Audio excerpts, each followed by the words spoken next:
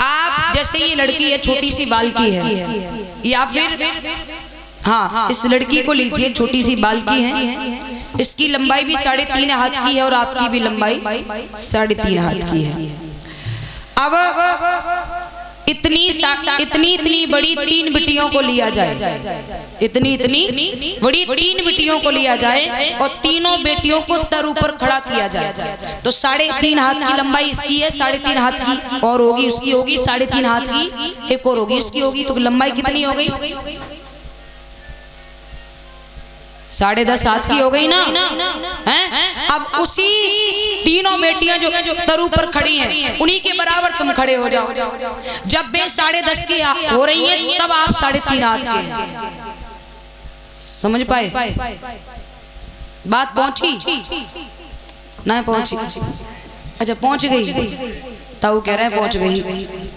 अच्छा आपके जरूर पहुंचनी चाहिए।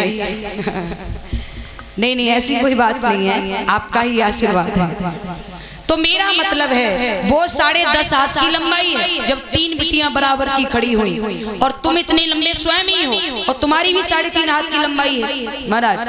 तो जो तरु पर खड़ी है उनके सामने तुम्हें खड़ा किया जाए, तो दोनों की लंबाई वो 3 है जो तरु पर खड़ी हैं, उनकी और आपकी लंबाई बराबर है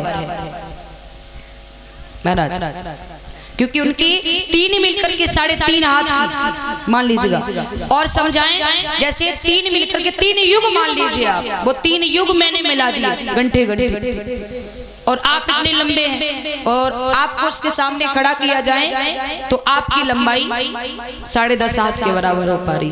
वैसे ही मैं समझाना चाह रही हूँ प्यारे, जैसे कि रेवती 21 हाथ की, बलराम 7 हाथ के, तो बलराम की लंबाई जो है वो 7 हाथ की लंबाई रेवती के 21 हाथ की लंबाई को पकड़ रही है। बोलिए गोविंद भगवान की जी।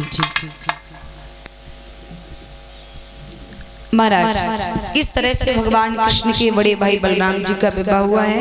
अब आइए प्रकाश डालते हैं भगवान श्री कृष्ण के विवाह किस तरह से हुए। भगवान कन्हैया का प्रथम विवाह रुक्मिणी जी के साथ बताया है। विदर्भ देश में कुंदनपुर नाम का एक नगर है जिसमें 20